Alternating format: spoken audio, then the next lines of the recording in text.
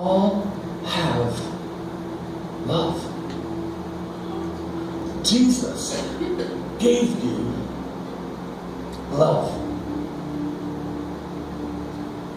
So wherever you go, and whatever you do, no matter if you are feeling like you don't have enough where you're at right now, or you have more than enough where you're at right now, don't go too far, Jerome. I got you preaching a little bit. And don't shut the door, they'll lock you out. This is when the ADHD brain thing works well. You all have something to give. You see, I love giving out clothing, and I love giving out food. And we all need that. There were times in my life when I needed that. But you know what people really need? Love. So when people come into our church and our community center, or with us, or you brush shoulders with them at Walmart, seems like I could start church at Walmart sometimes. Oh hi, that's great. No matter where you go, you can love someone. Has there ever been a day in your life when you felt like, I just need a hug? Ever been a day in your life when you think, I just need one word of encouragement? Ever been a day when you thought, I just wish I could talk to someone? You can be that someone. You can be the one that gives that hug. You can be the one that gives that word of encouragement. You can be the one that just listens. There are a lot of hurt and broken people in this world. I was and sometimes am. They just need God's love. I remember I was at a golf course. One of those jobs that I did was mowing lawns at a golf course. And there was this one person I was working with, and we had experienced some things together. One of them is when you're in a golf cart, you hear somebody yell, "Board!" and you hear a ball coming down from the trees that means you're in trouble. Because if it hits you, it could cause some serious harm. It could kill you if it hit me in the head. Bam, right down between the middle of us. Missed us, you know. We're out there in the golf cart, and he said, "You know, Jeff, you just seem like you're happy." Because I was happy, that's all. And he says, What's up with you? He said, "Why are you like so happy?" I said, "Well, I believe that Jesus is what makes me happy." And he was like, "Well, talk to me about that, you know." And he had been, there are different religions and things that are out there. He had been to one religious thing that didn't talk about that at all. And he says, "Well, how do you do that?" He was expecting some long ceremony or stuff. I said, we can pray right now in the golf cart. Pray right now. He said, "Okay, let's pray." He grabbed his hand and he asked Jesus in his heart in the golf cart. I remember I was at Roberts working with Amy before we were married. She was my manager. Still is sometimes.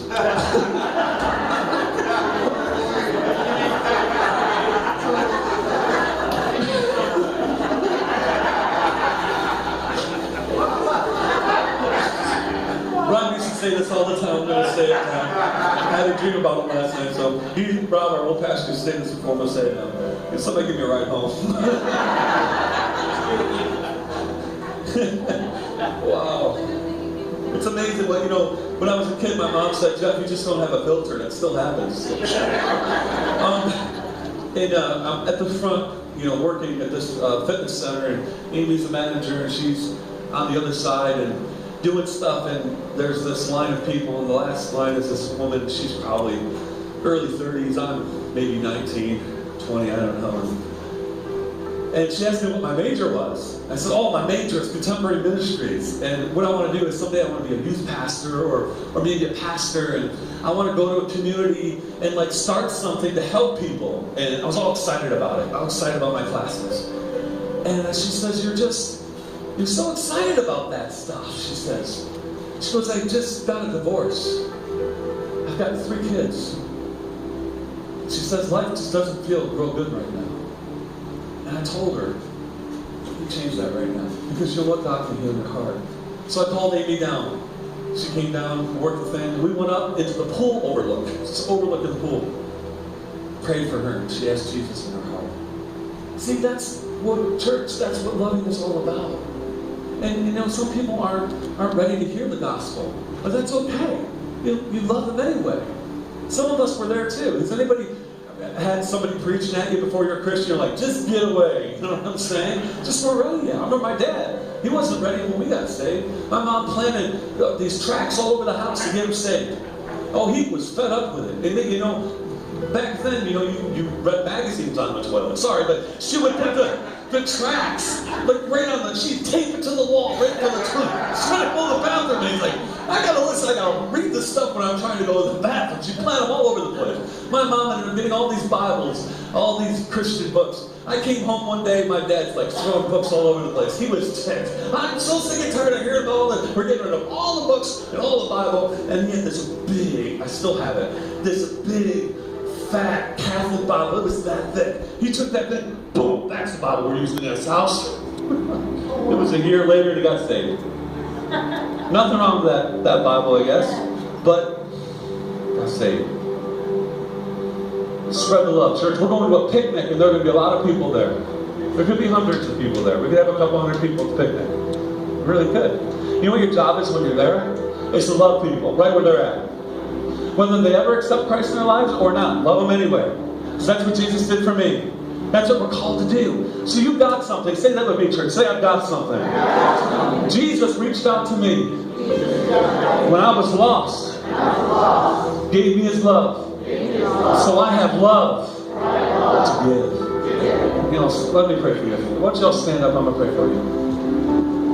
Father, in Jesus' name. Hallelujah. Thank you for the opportunity, Lord, to love you. Lord, I know that you're also calling us to give, Father. And when we're going through struggles, whether they're financial or anything, that we need to hear from you and do what you say. Which was the widow was to give what she had left. And you multiplied that as a result of that, Father. And so I thank you for that. But I also thank you, Lord, today, that we get an opportunity to love on people at the picnic. Hallelujah. And so I thank you, Father, for the atmosphere there just being charged, Father, as we do things together, Father.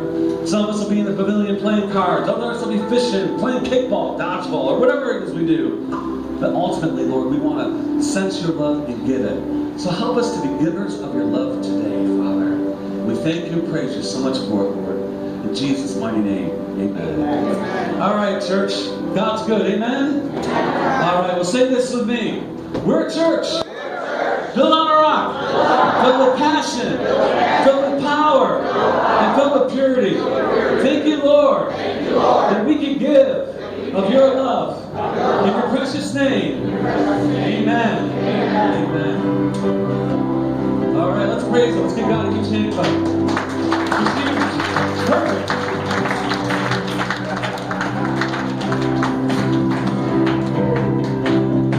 It's your faithfulness, oh God.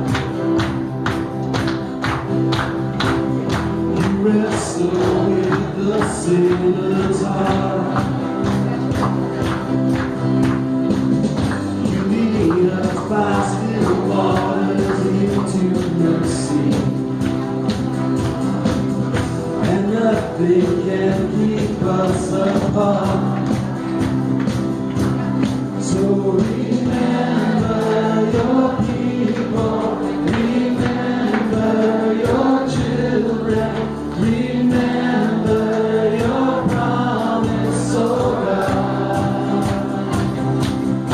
And your grace is enough, your grace is enough, your grace is enough for